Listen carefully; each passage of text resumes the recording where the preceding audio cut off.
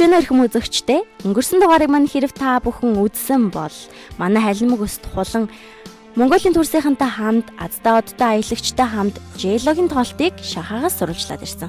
Энэ удаад бид нар ашиг орлогоороо Jackson's 5 хамтлагийг хүртэл ардаа орхиод байгаа арын гудамжны хүүгүүдийн 20 насны төрсөн өдрийн тоглолтыг үзнэ.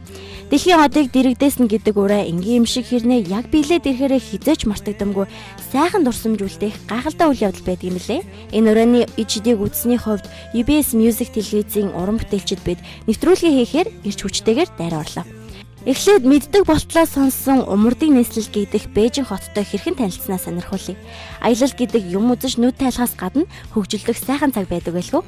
Дашрам дуулахад хөтлөгч өнөр зул миний би анх удаа аялж байгаа нь энэ бүлгөө. Сайн мэцхан өрхөн мөндөд үзэгчдээ яг одоо Улаанбаатар хотод 5 дугаар сарын 24-ний өдрийн 5 цаг 5 минут болж байна. Бид хоёр эндээс Бээжин рүү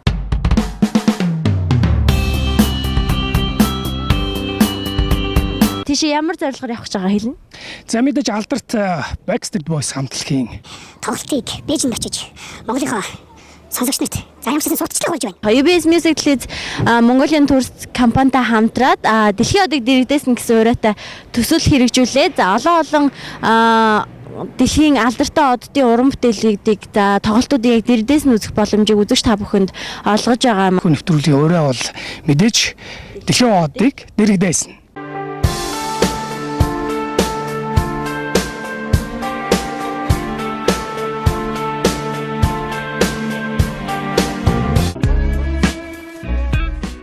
Хоног тоолон хүлээсэн мөч манерж бид хайртай хамтлагтайгаа уулзгаар нисдэг үлгэндээ мордлоо. Хэдэд гэхээр хамгийн түрүүнд хүний толгойд орж ирдэг юм бүхэн энд байдаг болохоор Бээжин нийслэл болчихсон юм шиг. 2 цаг хэртэ нисээд зорьсон газартаа хүрэхэд биднийг хур бороо өгсөн. Харж үзээгүй газраа ирсэн бидэнд хамгийн ихний сонирхолтой зүйл асар том онгоцны бодол байлаа.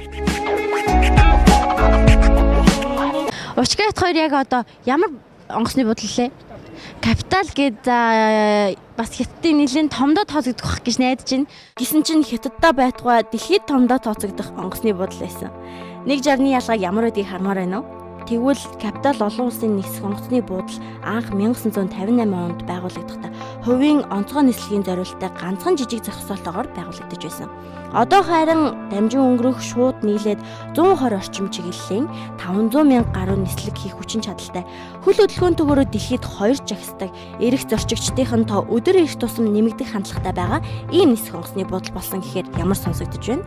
Түүгээрч барахгүй нийт талбайгаараа буюу 986 м2 талбайтаагаараа дэлхийд 5 жагсдаг том барилгуудын нэг юм байна.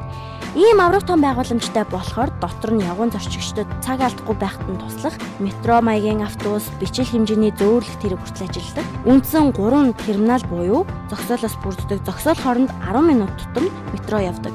Зарим том хотууд метрочгүй байхад эдний онгоцны буудлын хүртэл метротой гэж бодохоор цаашаа улам сайхан зүйлүүд хүлээж байгаа юм байна гэсэн сэтгэл төрж байлаа.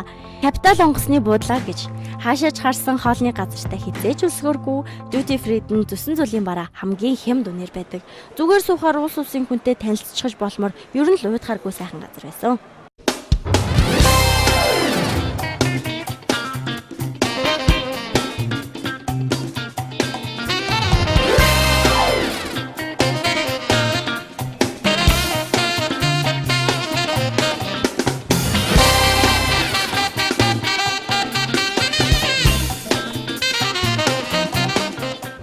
Ингээд нэлийн орой ирсэн учраас ядарсан хүмүүс бүгд л буудлын руугаа яарцгааж байлаа. Маргааш олон сайхан аялал хүлээж байгаа учраас сайн амарч авсан дээр гэж бодсон хэрэг. Харин бид хоёр зургатаа асуусан хэлэн өөрч манайх шиг олон хятад цугууд дээр төдий тооны дууны тэмцээнүүд гарч ирсэн. Chinese Idol гэх мэтчлэн.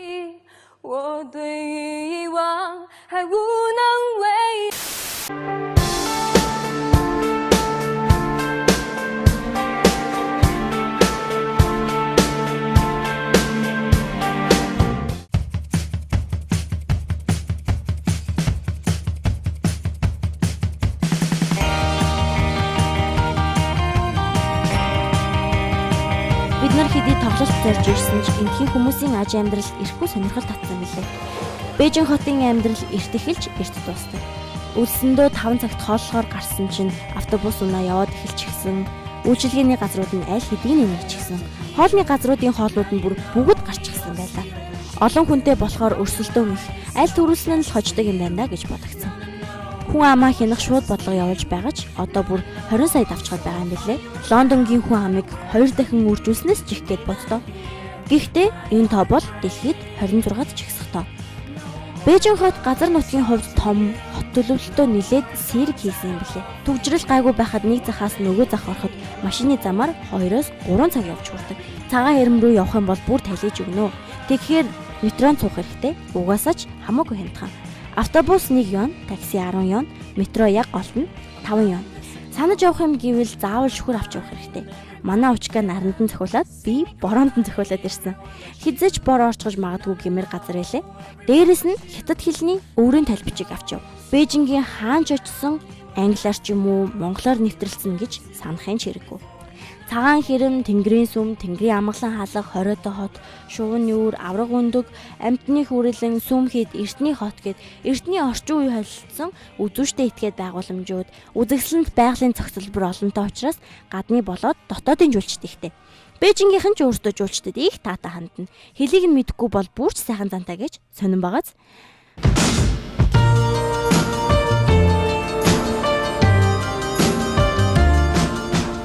Бээжинд очсон жуулчдын хамгийн түрүүнд очдог газар бол Тяньаньмэнийн талбай. Манайхаар бол Сүхбаатарын талбай гэсэн. Баяр болохоор төм төжигнөж бөм бужигндаг бахтаа гэж бодож байтал баяртай баяргүй хөл гიშг зайгүй байдаг газар юм билээ. Ингээд дараагийн маршрут Тяньаньмэнийн талбай. Монголын турс компани UBS Music List-тэй хамтран зохион байгуулж байгаа аялал маань Тяньаньмэнийн талбайгаас үргэлжилж байна. Тяньаньмэнийн талбай буюу энэхийг англиар болохоор Heaven Peace Gate гэсэн байсан. Монголоор болохоор Тэнгэрийн амгалан хаалга гэсэн их сүртэй нэртэй ийм талбай. Ер нь бол улс төрийн хувьд нэлээд ач холбогдолтой ийм газар юм шиг байна. Тэгээд яг тэнд яг энэ гол нь болохоор манай энэ Сүхбаатарын өвш байдаг штэ. Тэрэн шиг хувьсгалын бааtruуд одоо хувьсгалын амар өгцөн хувьсгалын бааtruудад зориулсан тэдний дурсгал зориулсан ийм хөшөө байна. За тэгээд тэнцээ та бүхэн харж байгаа бид бүхэн сайн мэддэг хүний хөрөг зураг ах шиг байна. Тэгээд дөнгөж сая тэр хүний бунхан руу орчод ирсэн. Дээш хараа хөвтчихсэн аягүй эвгүй. Тэгээд бид нар дотгошоо орохдоо бүх юмнуудаа хураалгасан учраас зураг авч чадсангүй. Тэгээд яалчгүй ус хүртэл хоригдсон юм байна. Тэрхүү бунхныг үнэхээр чанд хамгаалж цагтаг болтой. Ямар ч маш олон бараг 20-30-аар тоологдоход тийм хамгаалагчтай бид нарыг маш зохион байгуулалтад оруулж гаргасан байгаа. Энэ бол дэлхийн хамгийн том төв талбай. Тяньаньмэнийн талбайтай холбоотой таатай таагүй гэсэн 2 янзын түүхүүд бий. Бүгд гадарлах үз. Гэхдээ чухам юу болсныг энэ цухас дурдъя. 1651 онд Тэнгэрийн амгалан хаалга буюу Тяньаньмэн гэсэн нэртэй болсон юм байна. 1958 онд дахин сэргээгдэн өнөөгийн төрхөө олж авсан гин 1925 оноос эхлээд хаадын хөргөлөгддөг болсон энэ газарт Мао Цзэдун болон түүний хамтрагч Чүди нарын зургийг гүйлгэснээр Хятад улс бүгд найрамд тус болсноо зарлан тоглосон үйл явдал байдаг. Хөргийн баруун зүүн талд байдаг бичгийг орчуулвал бүгд найрамдах Хятад ард улс мөнхөд оршиг. Дэлхийн хүмүүсийн агуу эвнэгдэл мөнхөд оршиг гэсэн байдгийн байна. Тэнгэрийн зарлигийг хүлээн авахч энэ хамгаалангийн хаалга үе үеийн хаадынхаа амьдарч байсан ордон хувьсгалын төлөө тэмцэж байсан баалруудынхаа хөшөө дурсгалтай нь хүчирхэг удирдагч Мао Цзэдунныхаа бухантай хамт хамгаалан сүндэрлэх бөлгөө. Нөгөө түүх нь мэдээжийн хэрэг оюутны бослогын түүх. Коммунист намынхны хааграл асар их цус урсгаж байж шийдвэрлэгдсэн аимшигт түүх. Инфляцийн төвшнөө барьж чадахгүй байгаад нь төр засагтаа игдүүцсэн сэхэтэн оюутнуудын уур хилэн тэдний чиш угмаа болгон дагаж биширдэг байсан хувьсгалыг дэмжигч ерөнхий нарийн бичгийн дарга Хүү Ябоныг албан тушаалаас огцорч гинэт нас нөхч үед улам дүрлцэн асчээ. Энгийн хэрнээ эрлэг хідэн залуусаар өдөрдүүлж сар хэртээ үлсэглэн зарласан тэдгээр хүмүүсийг 6 сарын 3-ны шөнө цэргийн их хүчээр дарсан. Яг хялгын үйл явцыг суулж исэн Францын сэтгүүлч тэндээс амьд гарч чадсанаар тус үйл явдлыг дэлхийн нийтээрээ мэддэг болсон юм байна. Энэхүү хөдөлгөөн нь оюутны гисэн тогтолтой байдаг ч хойд хотын 30% нь боссон байдаг. Зарим нэг их сурвалжид 20 гаруй мянган хүн танканд дайруулсан гэх сэртгийлэм тоо баримтж байдаг юм лээ. Одоо Хятадын ард түмэн улсдаа үг дуугүй захирддаг. Юм бүхэн хоёр талтай юм да. Түүхийн хуудсыг сүйдэрлсэн энэ үйл явдал олон улс орнд сургамж эсвэл сэрэмж өгсөн баг. Бас дийлэнх нь байж боломгүй зүйл гэж бодож байхад зөв үйл гэж бодох хүмүүс ч зөндөө. Эв нэгдлийн уриал озон үлгэж хувьсгалчдын хүндэтгэл зориулсан хөшөө сүндэрлсэн талбай дээр ийм нэгэн явдал болсон билээ.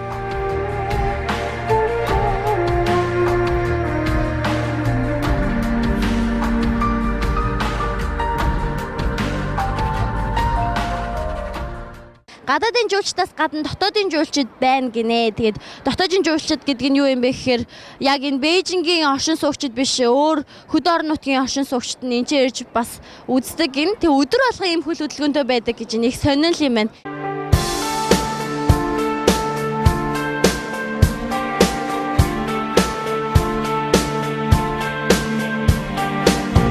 Дэлхийн одыг дэрэгдсэн.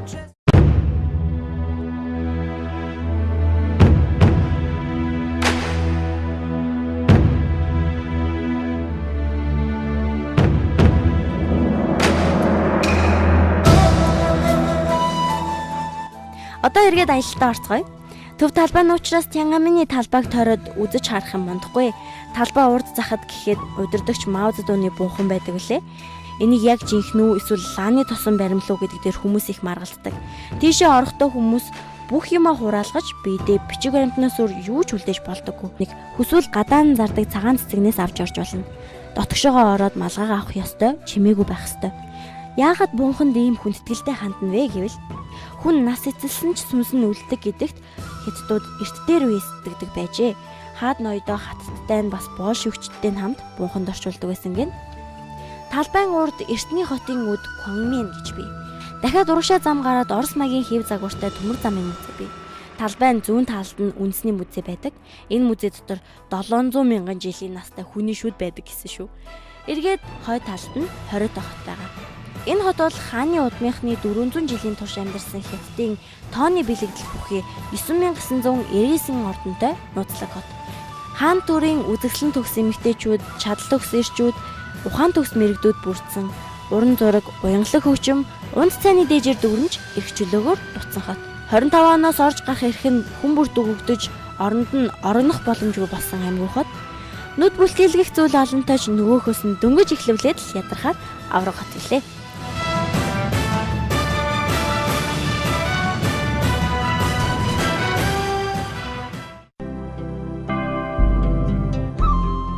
Дэлхийд дээрх модоор хийгдсэн барилгын техниктэй цорын ганц улс бол Хятад. Хотын зохион байгуулалтаа зэрэглэж хийсэн нь хааны эрхийг дээдлсэн үзэлтэй холбоотой. Онгон байглаа тэр чигээр нь авч үлдэж түүнтэйгээ зохицохыг ирмэлцдэг байсан нь одоо ч хэвээрээ. Энэ нь магадгүй агаарын бохирдлоо багасгах бодлого баг. Газар тариалан бол тэдний хөгжлийн гол гарц нь. Тиймээс газар тариалангийн дээд сургууль, газар тариалангийн банк хүртэл байгуулагдсан байдаг юм билээ. За тэгээд 20 дахь хотын 10 м үргэлжлэх улаан хаан урд нуурыг нь гатлаад Эртний хот залгана. Эртний хот гэхээр хаант улсын үед амьдарч байсан харцаар түшимдүүдийн байр залгана гэсэн үг. Эндхийг хутон гэж нэрлэдэг. Худаг гэдэг монгол үгнээс гаралтай мэлээ. Энд хуучин ямар байсан яг тэрүүгээрээ баг. Одоо бол олон хүмүүс сурчсан их хөлийн газар болсон. Хятадд улаан өнгө нь баяр хөөргийг бэлэгддэг гэсэн. Бээжинг уламжлалт хэв маяг авч үлдэж чадсан цөөхөн хотуудын нэг гэдэг нь үнэн болохыг энүүгээр явбал мэдэрнэ.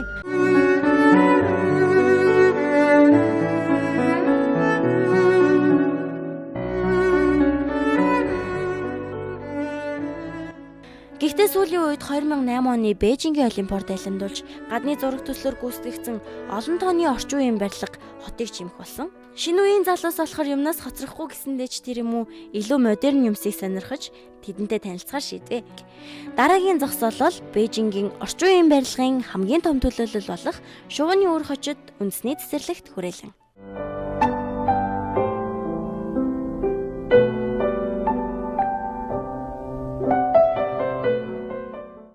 Халуун байсныг ч хэлэхүү, хол алхасныг ч хэлэхүү, дотгошоо орчход гармааргүй л байлаа. Задгай стадионууд ихэвчлэн нар шараа 50 байлгадгүй дээ. Тэгсэн тэнд сэрүүхэн ч гэж жигтэйхэн, сүдэртэй ч гэж жигтэйхэн. Төмрөөр л хийсэн болохоос шууны үр бол шууны л үр гэдэг юм билээ. Биднийг очиход улс улсын төлөөлөл болсон тамирчид бэлтгэлээ хийж харагдсан. Энд Олимпиас хош олон улсын шинж чанартай тэмцээнүүд байнга зохиогдох болсон гин. Мөн том супер хотууд нь энд тоглолтоо хийдэг юм гисэн шүү. 80 мянган шувуу урж болохоор асар том шувууны үр. Ер нь бол намайг тойроод гүгээд иргэвэл би бараг шүн буцаж ирэх байх оо. Үнэхээр агуу том юм аа. Тэгээд энэ чи нээлт үзчихсэн санаж байна. Олимпийн нээлт 2008 оны Олимпийн нээлтийг үзчихсэн санаж байна. Ингээд тойроод ингээд бамбар асчихсан.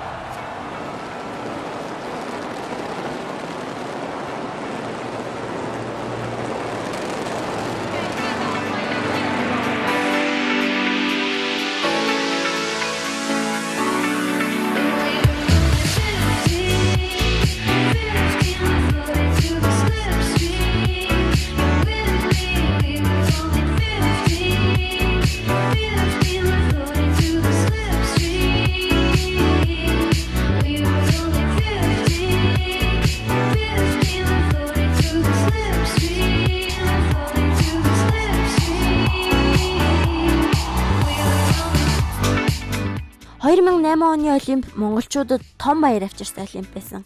Харин Бээжинд их давшил авчирсан Олимп байсан юм байна. Бээжингийнхний 2001 онд Олимпийг явуулж болно гэсэн мэдээг сонссон мөч монголчуудын Олимпийн аврагтаа боллоо гэж сонссон мөч хоёр яг адилхан. To the city of Beijing. Түүнээс хойш Бээжингийн бүх зүйл Олимпиар амьсгалжээ. Нэг сонирхолтой баримт байдаг юм байна. 2008 онд төрсэн 3500 хүүхдэд Олимп буюу наадам гэсэн нэр өгсөн.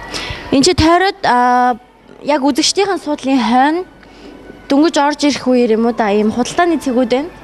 Тэгэд бүх Олимптай холбоотой символ одоо юу гэх юм бэлэг тэмдгийн хятад хүүхэлдээнүүд байна, ший жүжигийн багууд байна. Тэгэд Bird's Nest буюу энэ шувууны үүрийг илэрхийлсэн тийм жижигхэн сувенир маягийн зүйлүүдийг маш ихээр худалдаалж байна. Тэгэд усны сав мав гэдэг спортын зориулсан юмнууд зөндөө байна. Дээрэс нь гол чимэглийн зүйлүүд олон байна. Тэгэд олон хүмүүс эндээс худалдаж авдаг байхаа гэж бодож байна. 2008 оны Олимпиас хойш үргэлжлэл эдний одоо соёлыг түгэх ажиллагаа үргэлжилсээр л байгаа юм байна. Тэгэд ирсэн хүмүүс нь ямарсан худалдаж аваад гарч байгаа харагдана. Гоё яана.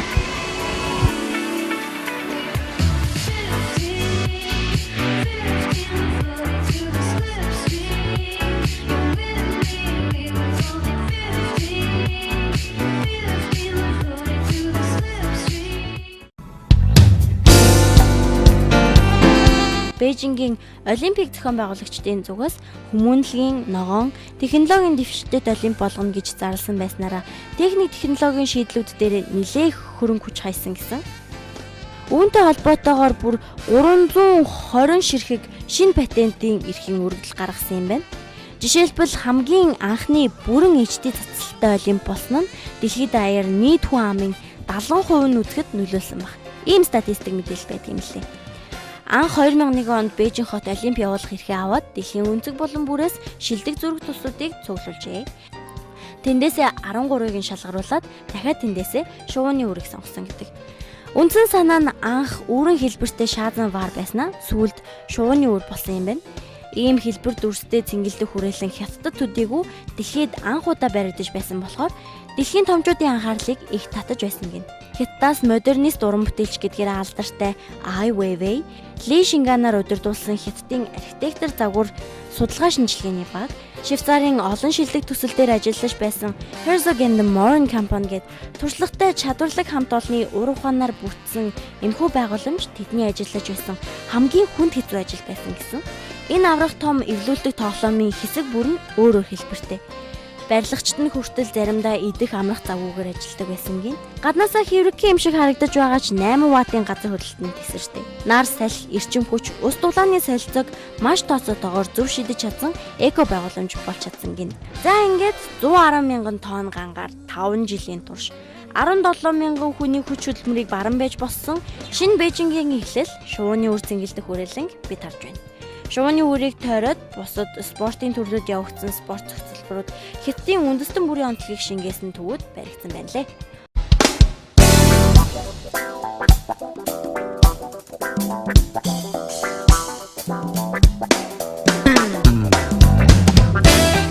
За Bird's Nest буюу шувууны үрнээс эргээд гараад ирсэн байна. Тэгээд одоо гадаа нь сайхан нарны сүдэр цууж байна. Энд чи маш халуун үнэхээр бөхчөн байна. Тэгээд нарны шилгүй бол хол явахгүй юм шиг байна. За мэдээж тэгээд яалтчгүй гайхамшигтай барилга юм а дотор нь ороод гэсээр гал гараад ирлээ.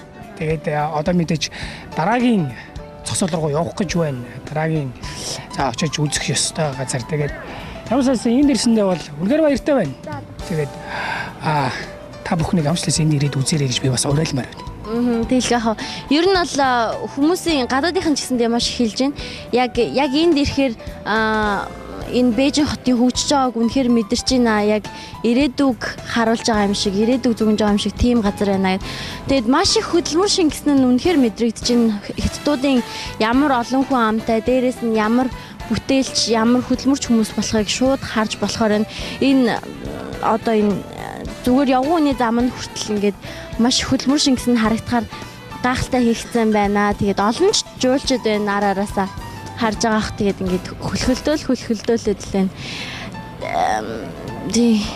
Үнэхээр л вау гэхээс аргатлах гоё.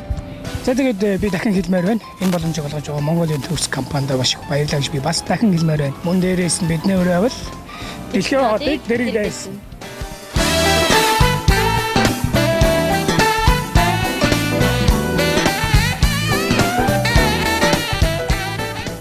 Очсон газар бүртэл европчууд харагдана. Манайхан л ойрхон байдаг болохоор тоодоггүй болохоос европчууд бол Бээжинд ирэхийг маш их хүсдэг юм лээ.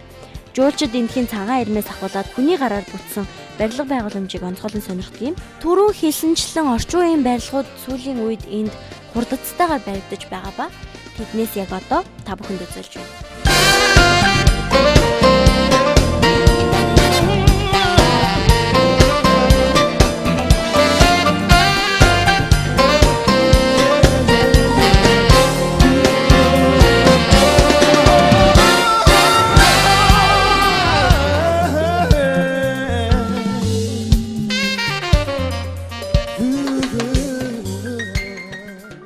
Монголын төрсийнхэн маань бид нарыг аав ээжийг эрхлүүлсэн гэд хэлчихэд нэг их буруудахгүй баг.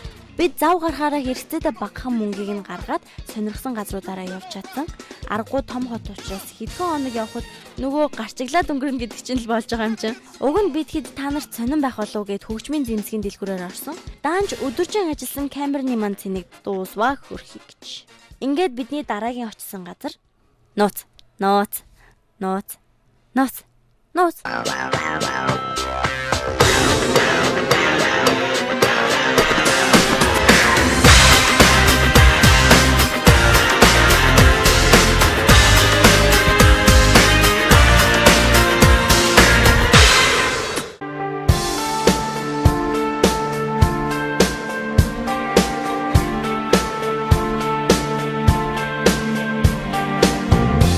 Hakuna Matata. What a wonderful phrase. Hakuna Matata. Ain't no passing craze. It means no worries for the rest of your days. It's our problem-free philosophy. Hakuna Matata. Hakuna Matata? Yeah, it's our motto. What's the motto? Nothing. What's the matter with you?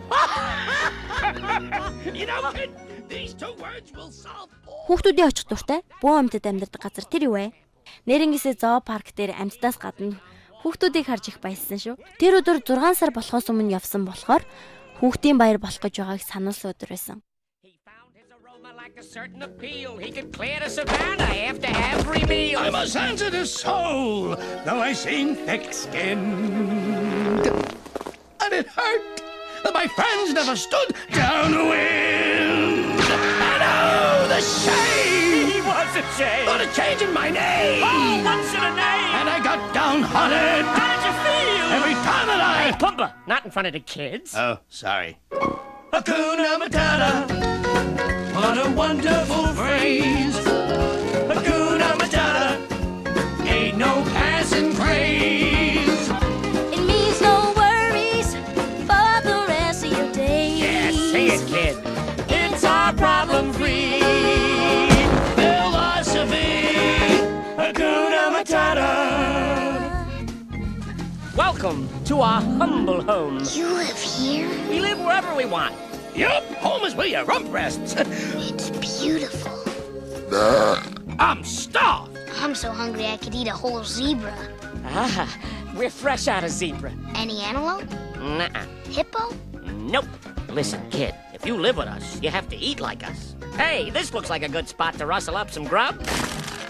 Ew, what's that? A grub. What's it look like? Ew, gross. Tastes like chicken. Slimy yet satisfying. These are rare delicacies. Pecans with a very pleasant crunch. You're learning to love them. I'm telling you, kid, this is the great life. No rules, no responsibilities. Ooh, the little cream-filled kind. And best of all, no worries. Well, kid? Oh well, Hakuna Matata.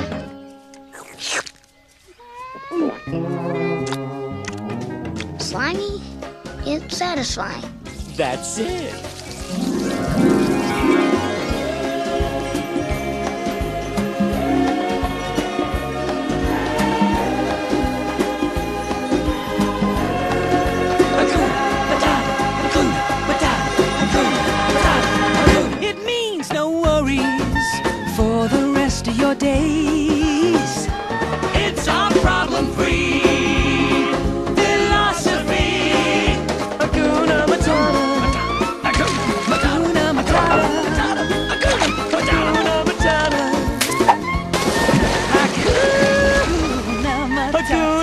Matata.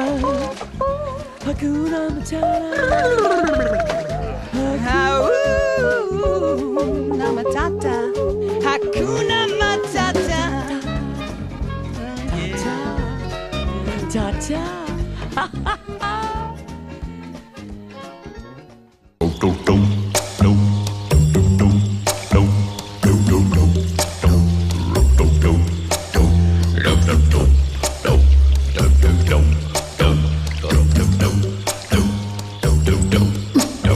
When the night has come and the land is dark and the moon is the only light we'll see. За тэгээд ердөө энэ Бээжин зүг гэдэг чинь их газрын хамгийн том амьтны хүрээлэн гэж байгаа шүү дээ. Газрын зурагтай байсан ч төөрхөр бүтэн өдөр яваад ч барагдахааргүй том юм бэлээ. Ер нь Бээжингийн барилгууд нь ч даргууд нь ч бүх юм нь том, Бээж өөрөө ч том. Гэхдээ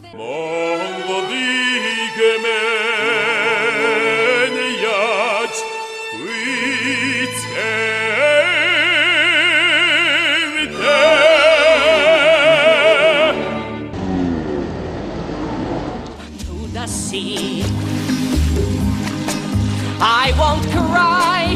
You won't cry? No, I won't shed a tear. Just as long as you stand by me. So Pumbaa, Pumbaa, stand by me. Won't shed a tear. Just as long as you stand by me. So Pumbaa, Pumbaa, stand.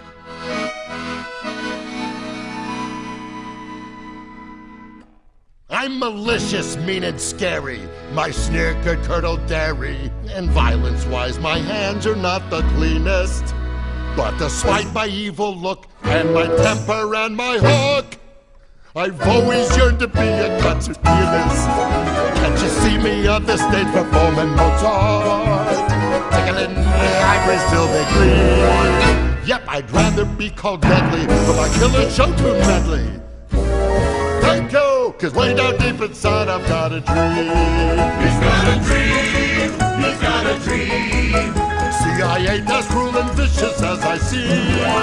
Though I do like breaking femurs, you can count me with the dreamers. Like everybody else, I've got a dream. өдөржингөө явах болохоор ийш орохдоо ахиухан хоол нөөцлөөд ав. Дотор зардаг хоолнууд нь үнэхээр амтгүй.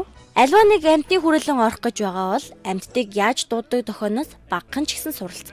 Тэгэхгүй бол амьтд нь бүр дүжирч гисэн цонхыг нь тогшохоор эднэр ингэж илвэд ингэх маягтаа тоохчгүй юм байлээ. Make a love connection.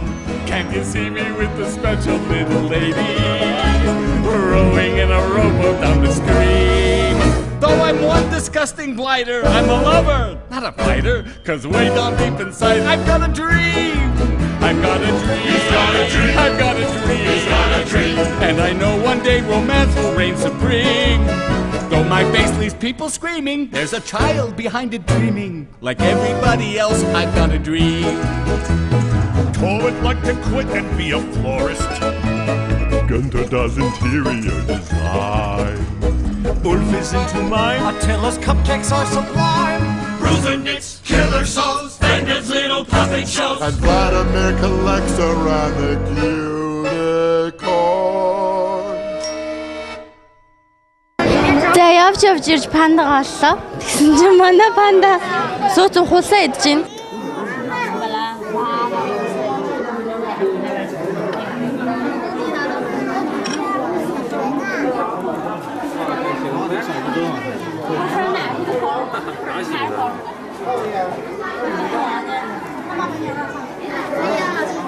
Гад салсаж идэж байгаа юм шиг л идэж штэ яг. Яагаад ийм хөрх юм бол?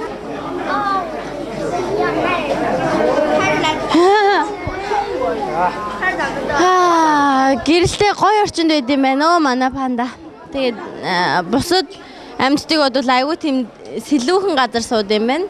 Энд сэрэмжлүүлэг хийгээд танилцуулга байна. Тэгээд танилцуулга дээр нь ганцаараа амьдардаг бас тийм нууцлаг амьдралаар амьдрахыг, нуугдмал амьдралаар амьдрахыг хүсдэг.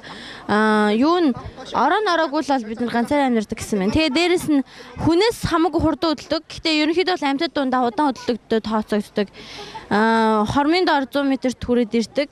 Тийм учраас одоо аврах гүвчдээс илүү хурдан байх магадлалтай. Тийм учраас тэгээ бид нарыг уурлахаар ямар амар хурдан байдгийг олж харах боломжтой. Одоо ингэж удаа хөдөлж байгаа юм шиг харагдаж байгаа боловч яг нэтер дээрээ аюу хурдан хөдөлдөг шүү гэдгийг энэ ч бичсэн байна. За бас маш хүчтэй шүдтэй гэж энэ аргагүй шүү дээ. Хуулс иддэг баахаж одоо хүчтэй шүдтэй хахаас чи яах вүлээ. Тэгээ тийм болохоор бас өөрийгөө хамгаалахдаа сайн. За тэгээд алдарт пандагаа үзэж явж байхад бидэнтэй нэгэн урлагийн бүтээл тааралдваа. Хүслийн хан гэдэг нэртэй. Бэлда бүрээс хүсэл мөрөөдөл цацарсан энэ хүрээлэнгийн хамгийн гэгээлэг газар энэ байлаа.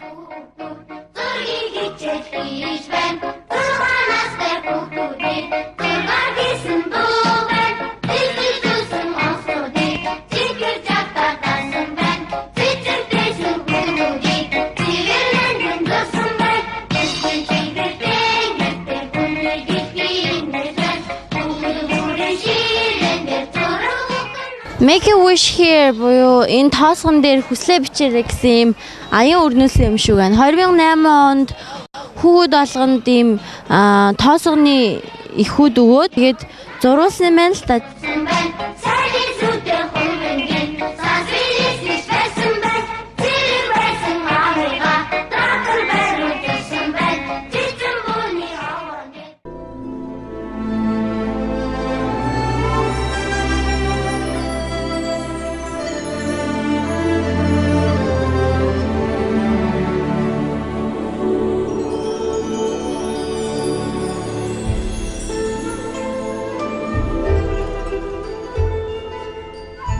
Хамгийн гоё нь бид нарт энэ тогосны өдөөд илгэсэн ховор тохиолдолтой таарсан.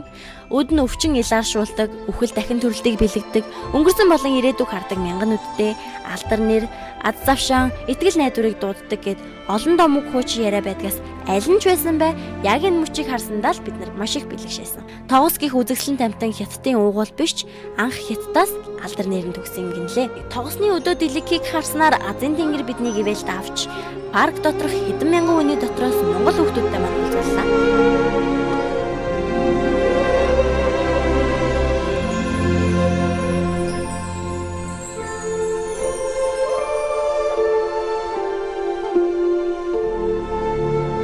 За, сайн байна хүүхдүүд ээ?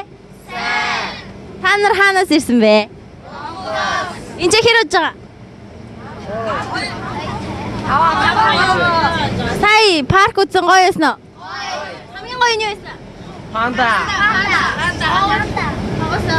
Манайх жил болго энд одоо Бээжин сургалт явдаг. Энэ жил одоо 62 хүүхэд авч ирсэн. Урдлын машинд одоо хагас хүүхдүүд нь явж байгаа. Ингээд энд бид нэр энэ жилийнхаа хаврын сургалтаа аваад явж байна. Ингээд хятад руу ч юм уу өөр хааныг тийшээ хүүхдүүдийг бөөнөр нь аваад явахаар хүүхдүүдэд илүү өөрчлөлт гарч ийнө. Ер нь ач холбогдол нь яг юу вэ? Соёлын солилцоо гэж хэлж болно шүү дээ. Тэгээд үзэж ирчээд хүүхдүүдэд илүү итгэвчч юм уу тиймэрхүү хандлага ажиглагддаг уу?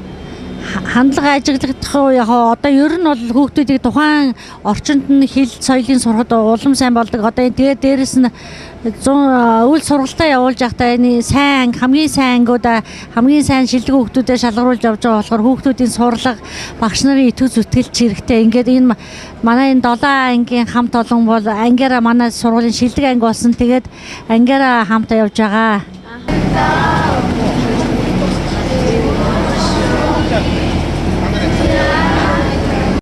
Хүүхдийн хөөрхөн дуу цангинах, аз дуудаж, мөрөөдөл мэдрүүлсэн амьтны хүрээлэн ингэж бүтэн өдрийг маань авсан юм да.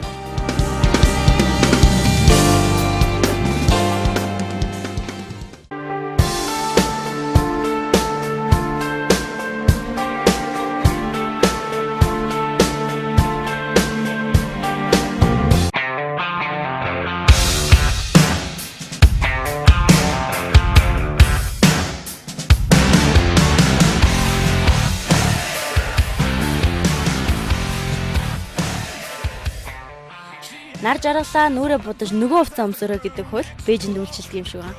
Өдөржингөө харагдахгүй байсан гой охид залуус ч орой болохоор бөөнөрө гараад ирдэг юм билээ. Бидний байрласан буудлаас холбоо жуулчдад зориулсан баарны бүхэл бүтэн гудамж байсан. Тэнхийг хав хай буюу ховор нуур гэдэг нуур тойрсон энэ үйлчилгээний газрууд бүгд шөнөөр ажилладаг. Гоёгоц Starbucks-ын салбар, төргөн олон нийтийг, жижигхэн сүгнэрийн лангуу, эртний эдлийн дэлгүүр, амьд хүчмийн лаунж, Sex and the City нэртэй стриптиз бар хүртэл байвал яах вэ? Бид нар энд явж байгаад хамгийн аятайхан хөгжим дуурсан газар руу норсон. Тэнд бүр ангайтл дуулдаг залуу байсан. Энэ хамтлагийг үзэхийн тулд дор аяж энэ газар 480 юан буюу 120 мянган төгрөгийн орлого байна.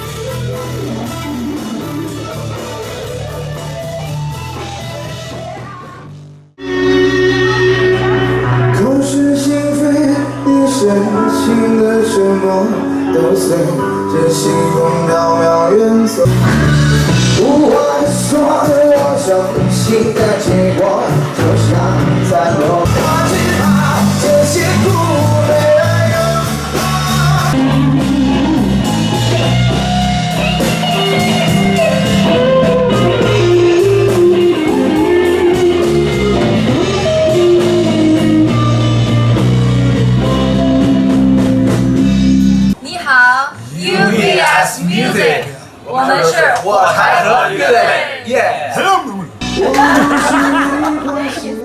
Хамтлагийн нэр Matchbox нийлээд 4 жил, энэ дуулаад 2 сар болж байгаа. Хятадд олон супер хамтлагууд байдаг. Бид тэднээсээ ч гадны хамтлагуудаас ч суралцах хичээдэг. Энэ хавьд гаднаас ирсэн хамтлагууд олон байгаа. Бид нар хоорондоо туршлагаа солилцдог юм гэж тэд хэлж байсан. Учка бит хоёрт тэр газрын дууралт, хөгжимчдийнх нь нуур чадвар, онцгойлон эрэгтэй дуучных нь хоолой үнэхээр биширмээр санагдсан. Тэднээс бидэнд зориулж нэг дуу дуулж өгөхийг хүсгэд өөрсдийн зохиосон дуугаа дуулж өгөө гэсэн. Энэ бол UBS Music телевизийнхэнд зориулсан Matchbox хамтлагийн Шма гэдэг нэртэй.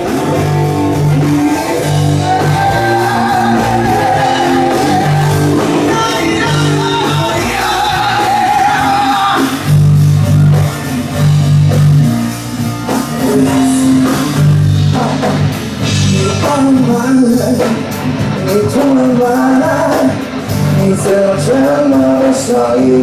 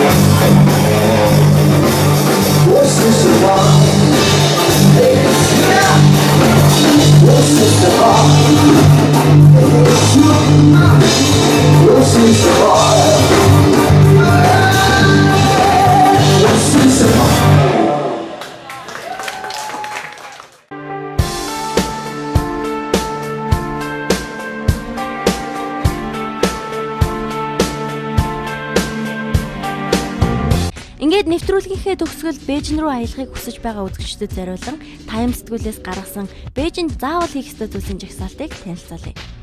1-р Imperial Hotel бааранд орох. Хориотой хотын эсрэг талд байрлах энэ тансаг зэрэглэлийн буудлын тагтан дээрх баар бол Бээжин хотын хамгийн сайхан харагдах орчинтой газар. Тэндээс эртний хот бүхлээрээ харагдах нь гайхамшиг гэсэн үг. 2-р Шижин хааны нураар аялах. Энэ нуурыг тойроод 10 гаруй шашны сүм хийдүүд хааны цэцэрлэгт хүрээлэнгүүд байдаг.